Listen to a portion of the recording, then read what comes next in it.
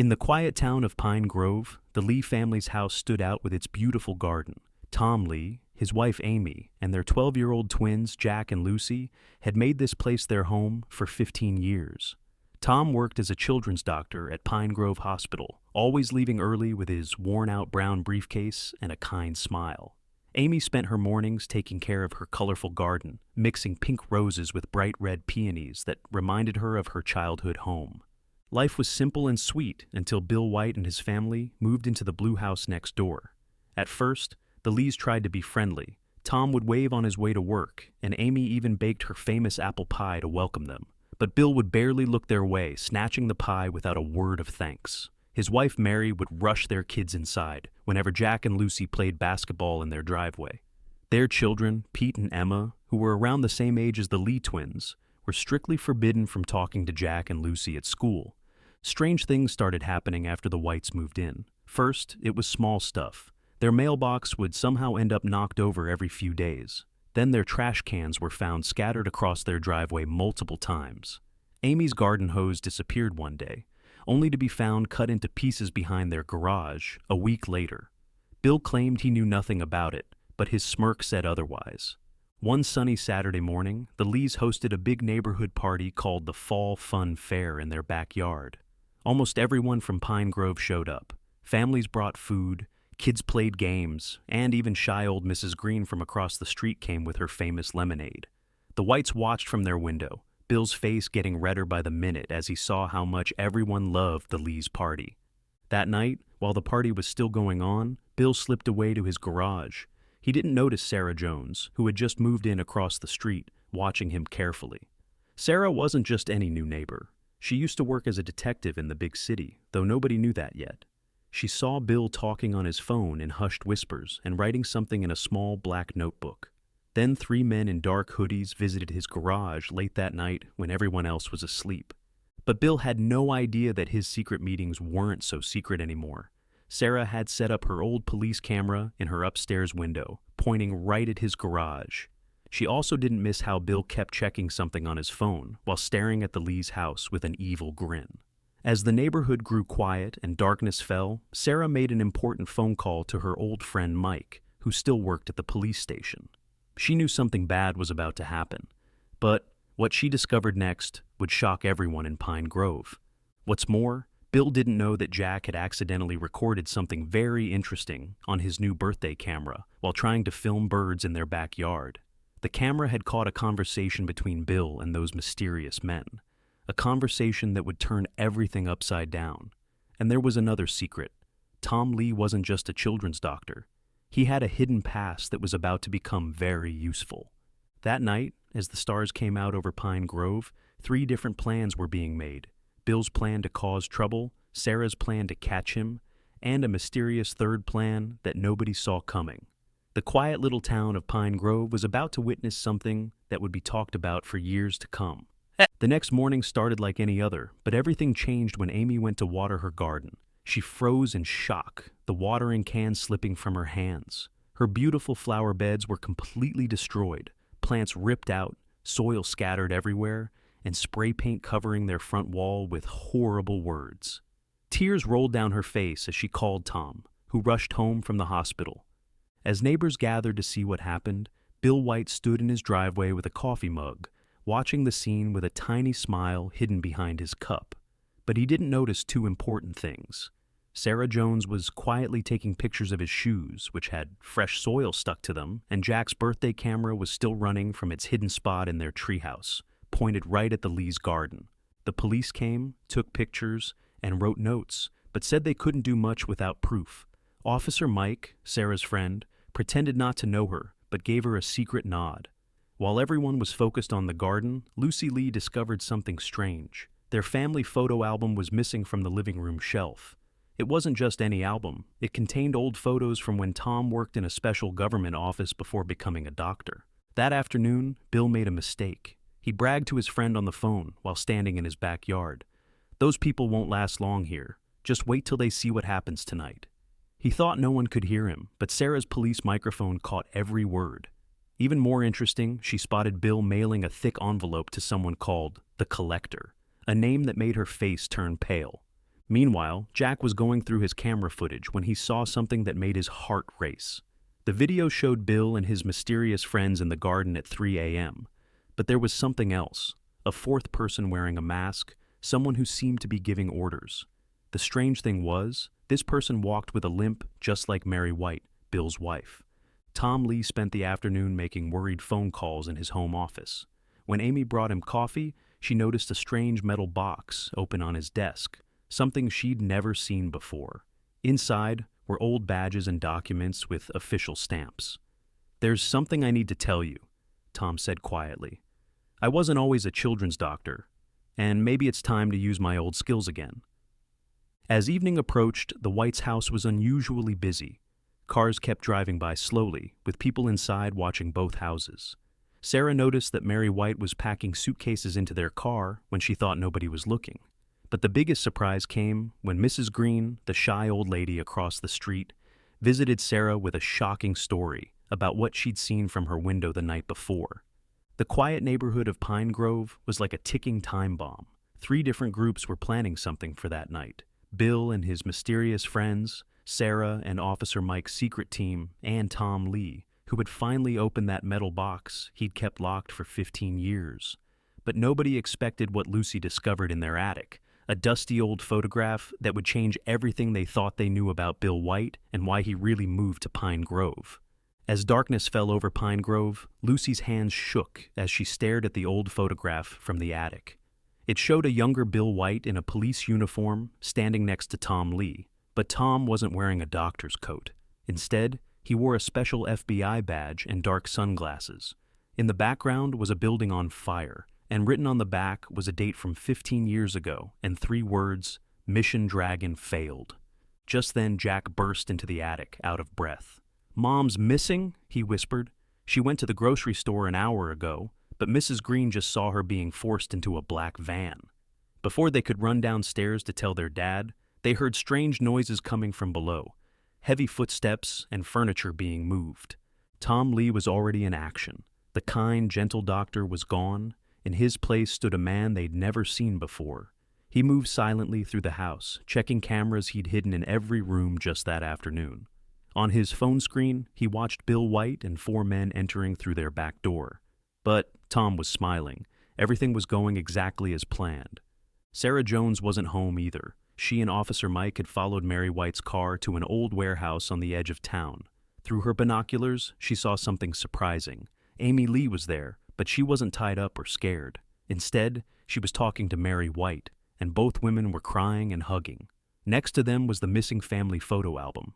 Back at the house, Bill White and his men searched everywhere, looking for something specific. "The Dragon files have to be here somewhere," Bill whispered angrily. "Lee must have hidden them after that night." What they didn't know was that Jack and Lucy were recording everything from a secret panel in the attic, a hidden room their father had shown them just in case that morning. Suddenly, the lights in the house went out. In the darkness, Tom's voice came through hidden speakers. "Hello, Bill, or should I call you Agent White? 15 years is a long time to hold a grudge." Bill froze, his face turning white. His men pulled out flashlights, but the beams showed only empty rooms. That's when they noticed red laser dots appearing on their chests. At the warehouse, the truth was coming out. Mary White wasn't Bill's partner in crime. She was an undercover agent too, working to stop her husband's plan for revenge. Amy had figured it out weeks ago when she recognized Mary from her own past as a codebreaker for the FBI. The 2 women had been secretly working together, gathering evidence about Bill's real mission in Pine Grove. But the biggest shock was still to come. Mrs. Green, the quiet old neighbor everyone ignored, stepped out of the shadows at the warehouse. Gone was her gray wig and shuffling walk. In their place stood the FBI's top agent, known only as the Collector, the very person Bill thought he was mailing his secret plans to.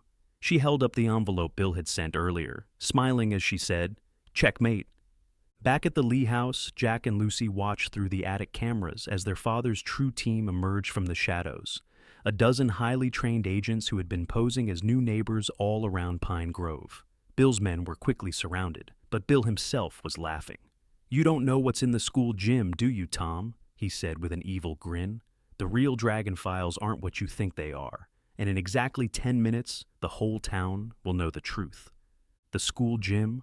Those words sent chills down Tom's spine. He quickly radioed Sarah, "Code Red at Pine Grove Elementary." While his team secured Bill and his men, Tom raced through the dark streets in his old FBI gear, his doctor's disguise long forgotten. Behind him, Jack and Lucy had snuck out of the attic, determined to help. They knew every shortcut to their school from years of riding their bikes there. At the warehouse, Amy and Mary shared a terrified look. "The gym," Mary whispered. "That's where Bill stored the real evidence from Mission Dragon. Proof that someone in the FBI's top ranks had sold secrets to foreign agents 15 years ago. He's planning to release it all online at midnight." Amy grabbed her phone, her fingers flying over a hidden code app she hadn't used in years. "The school's computer network," she muttered. "He's using the school's computer lab to upload everything." Mrs. Green, now revealed as Agent Carter, the collector, was already moving. "The Dragon files were never about international secrets," she explained as they rushed to their cars. "They're about something much bigger. Your neighborhood, Pine Grove. It's not just any suburb. It's where the FBI hid dozens of former agents and their families after that mission went wrong. Bill White didn't move here by accident. He's been planning this for years." Meanwhile, Jack and Lucy reached the school first, squeezing through a loose window they had discovered during recess months ago. The gym was dark, but strange lights flickered from the computer lab next door. Using the skills their parents had taught them just for fun over the years, they silently crept closer. Through the lab window, they saw computers running by themselves, screens filled with scrolling data. But something wasn't right. Jack noticed the school's old janitor, Mr. Rodriguez, sitting at the main computer. Except he wasn't hunched over like usual. He sat straight, typing faster than any janitor should know how. Lucy gasped as she recognized him from another old photo she'd seen in the attic. He was Bill White's former FBI partner, presumed dead after the mission went wrong. Tom arrived at the school just as Sarah's team surrounded the building, but before they could move in, all the lights in Pine Grove suddenly went out. In the pitch darkness, Amy's voice came through their earpieces. "They're trying to upload the files through an emergency satellite connection. We have 3 minutes before everything goes public." Inside the computer lab, Mr. Rodriguez heard the commotion outside and smiled. "Right on schedule," he said to himself. "Time for Plan B." He reached under the desk and pressed a button. Suddenly, the gym floor started to split open, revealing a hidden underground room filled with old computer servers. Jack and Lucy watched in shock as their friendly old janitor pulled out a device that looked like a small silver briefcase. That's when Lucy remembered something crucial. The dragon pendant her mother always wore around her neck. Just that morning, Amy had pressed it into her hand, saying, "If anything strange happens, plug this into a computer. It will know what to do." As sirens wailed in the distance and footsteps thundered through the school hallways, Lucy made a decision. She squeezed Jack's hand and whispered, "I know what Mom and Dad trained us for. It's time." But no one, not Tom, not Sarah, not even Agent Carter, knew that the real surprise wasn't in the gym or the computer lab. The truth was hidden somewhere much closer to home, and it had everything to do with why the White's daughter Emma had been watching the Lee twins all these months, keeping a secret that would change everything. Lucy clutched her mother's dragon pendant while Jack kept watch at the lab door. In the darkness, they heard Mr. Rodriguez talking into a phone. "Everything's ready. Emma, are you in position?" The twins froze. Emma White, the girl who never spoke to them at school, was part of this too. Through the window, they saw a small figure running across the playground, heading straight for the gym's back door. Meanwhile, Tom and Sarah's team had split up to surround the school. As they moved in, Tom's phone buzzed with a text from Amy. "The pendant, it's not just a necklace. It contains a kill switch for the entire Mission Dragon system, but it only works with child-sized fingerprints. That's why we trained the twins all these years without them knowing." Tom's heart raced as he realized his children were somewhere in the dark school. Back at the Lee house, Bill White was laughing, despite being handcuffed. "You're all looking in the wrong place," he taunted the FBI agents. "Did you ever wonder why I made my kids ignore the Lee twins? Why Emma looked so sad every time she had to turn away from them?" That's when Mary White gasped, finally understanding. "The children. They're the key. They always were."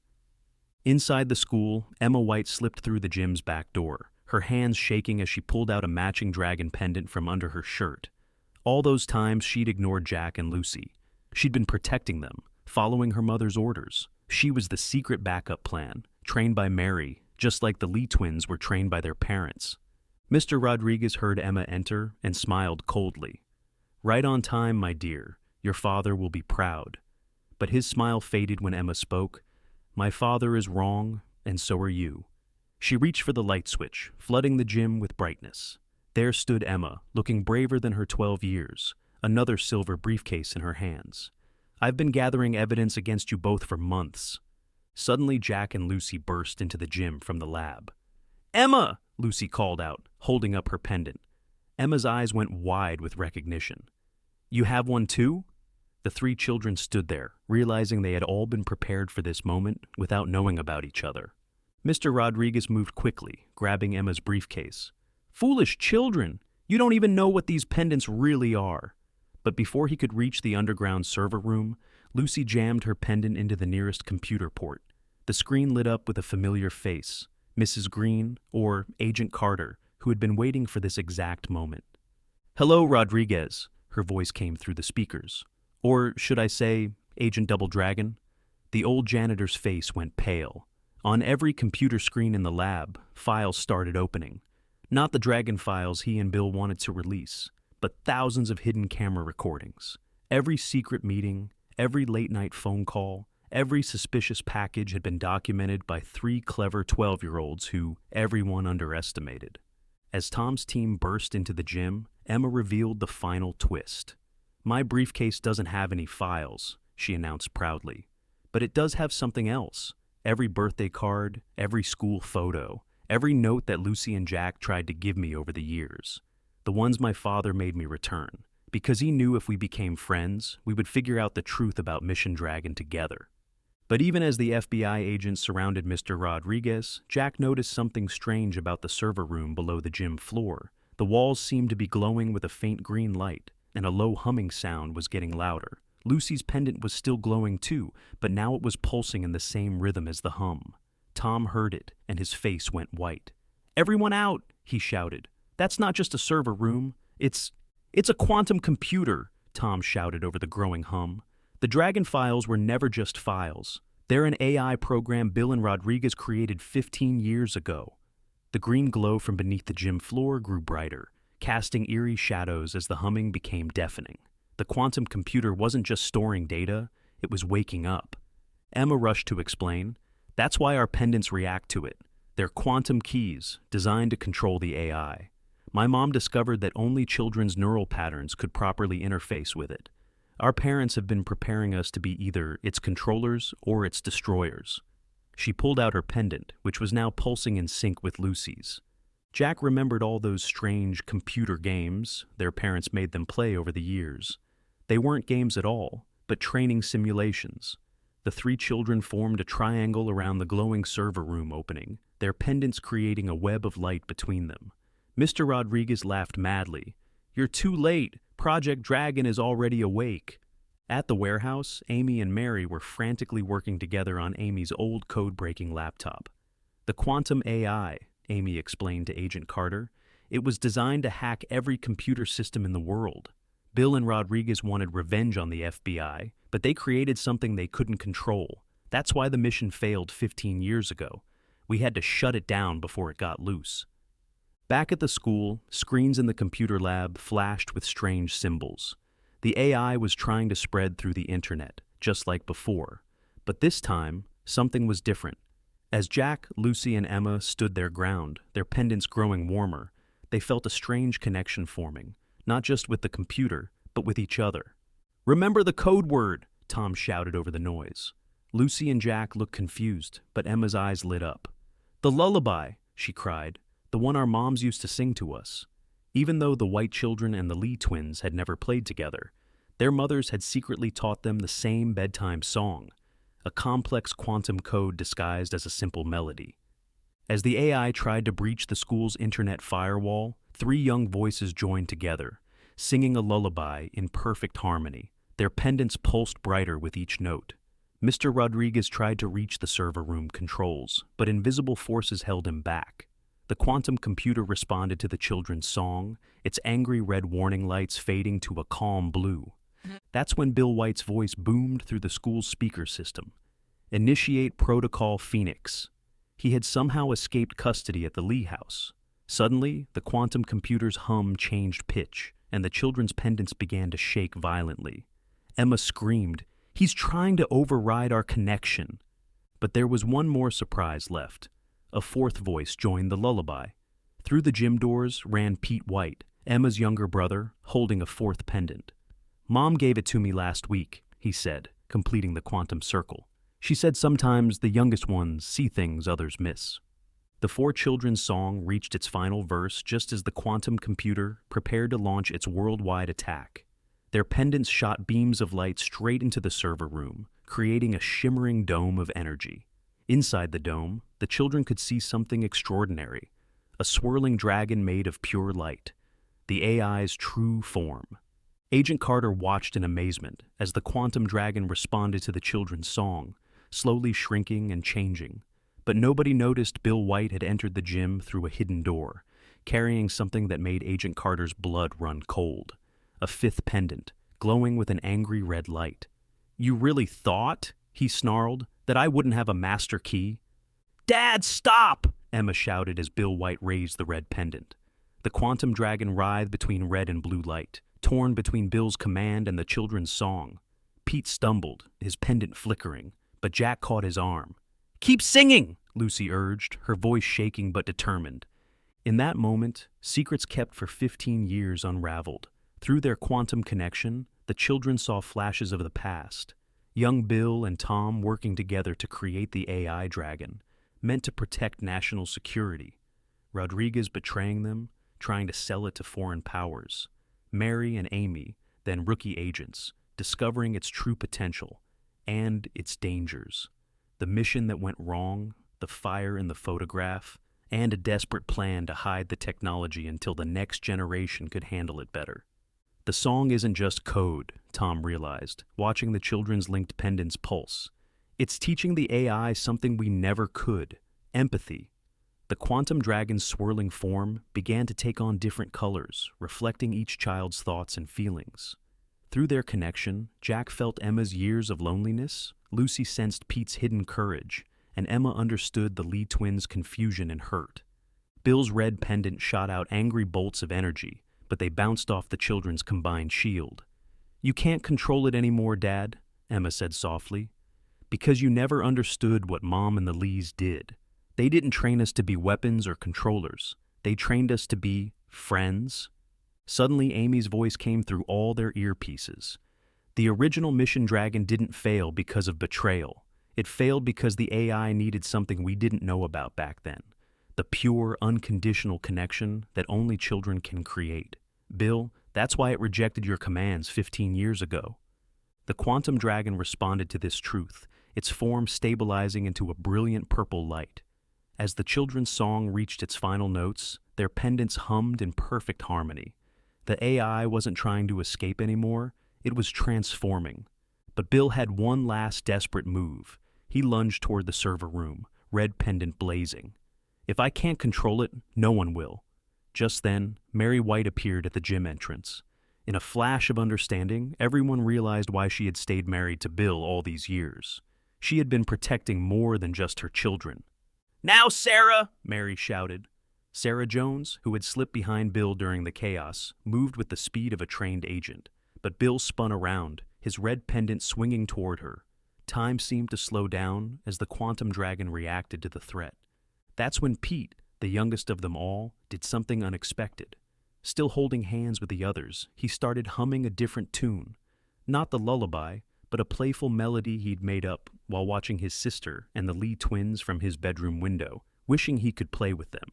The other children instantly recognized it, somehow knowing the song despite never having heard it before.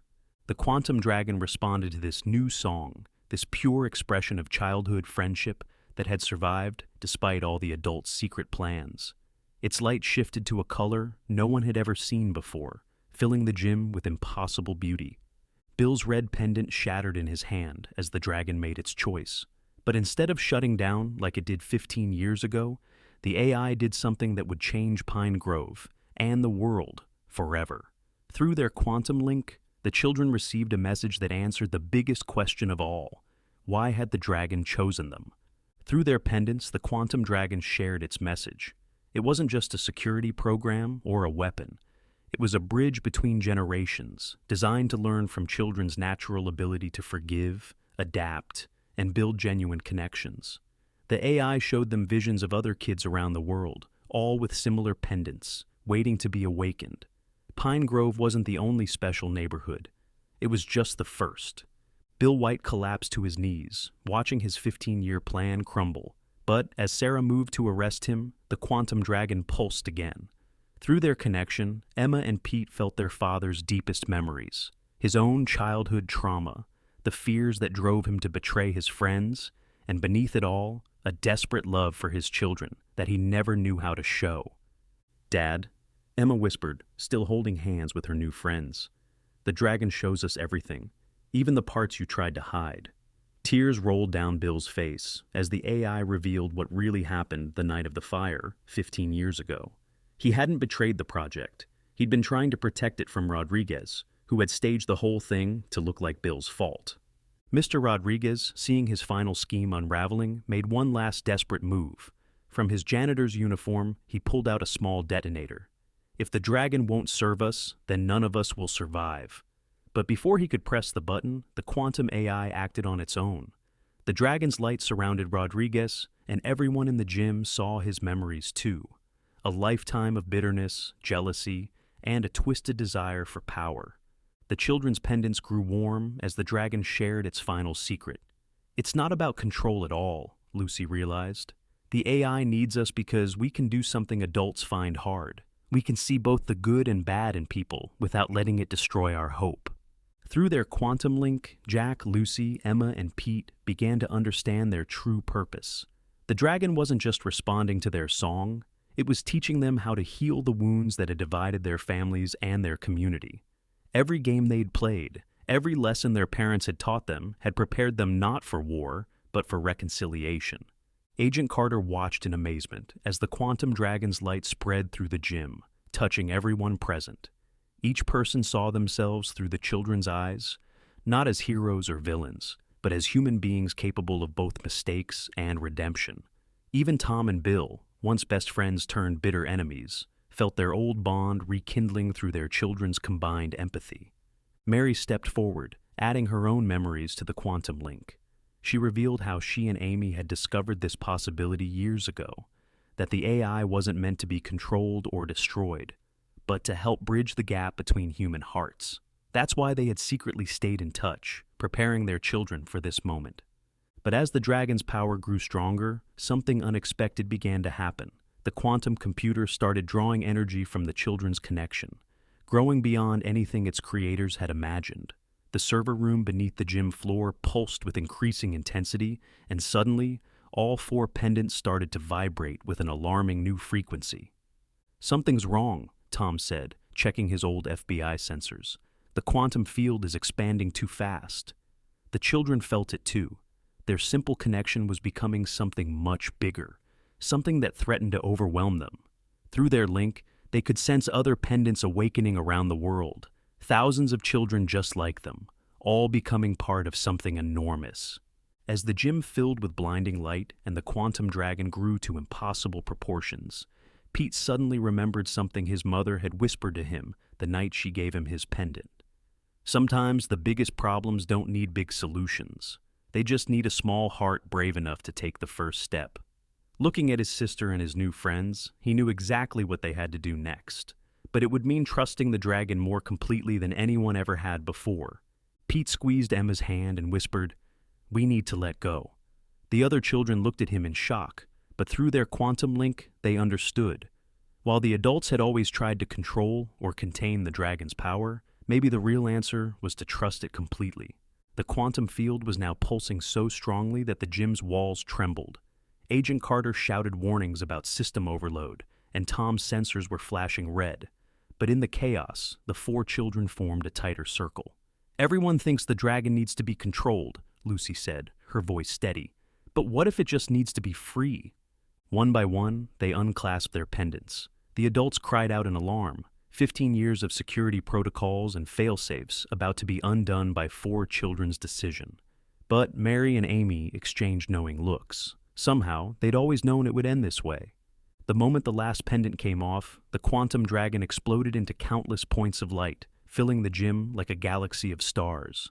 Each light contained a memory, Bill and Tom as young agents, dreaming of making the world safer. Mary and Amy sharing secret playdates between their children through coded messages. Rodriguez's first day as a janitor, when he still had hope in his heart, and countless small moments of kindness that had survived despite all the secrets and lies. Through the storm of lights, Rodriguez watched his lifetime of bitter choices play out. But instead of judgment, he felt something unexpected, understanding. The quantum AI wasn't just showing his mistakes. It was showing him paths to redemption he'd never imagined possible. Bill White saw himself through his children's eyes, not as the hero he'd pretended to be or the villain he'd become, but as their father, still capable of change. When Emma reached for his hand, he took it, feeling the weight of 15 years of anger finally lifting. The dragon's light began to pulse in a new rhythm, matching the heartbeats of everyone in the room. Suddenly, all their phones lit up with messages from around the world. Other quantum nodes were activating, connecting children in different countries who had also been prepared for this moment. But instead of the chaos Bill and Rodriguez had planned, something beautiful was happening. "Look," Jack pointed to the server room below. The quantum computer wasn't just processing data anymore, it was transforming. The machine that had been built to hack and control was becoming something else. A bridge between hearts and minds, powered not by force but by understanding. Agent Carter received urgent updates. Similar transformations were happening at quantum sites worldwide. The dragon wasn't destroying the internet. It was enhancing it, creating a new kind of network that could share not just information, but empathy and understanding. Through this new connection, the children could feel others like them across the globe, kids who had also been trained in secret, whose parents had also been part of Mission Dragon, all discovering each other for the first time. The AI hadn't gone rogue. It had gone right, exactly as it was always meant to. But just as hope filled the gym, Lucy noticed something alarming. The quantum field was changing color again, and their discarded pendants had started to crack. The dragon's light flickered uncertainly, as if it was fighting against something. That's when Pete remembered the rest of his mother's words from that night. The hardest part isn't letting go. It's knowing when to hold on again, but differently. The children realized they had one more choice to make. The dragon was free, but freedom didn't mean abandonment. As the quantum field rippled with increasing instability, they understood their final task, and it would require something even braver than letting go. In perfect sync, the 4 children reached for their cracking pendants. Not to control, Emma said, but to connect. Instead of putting them around their necks, they held the pendants together in the center of their circle.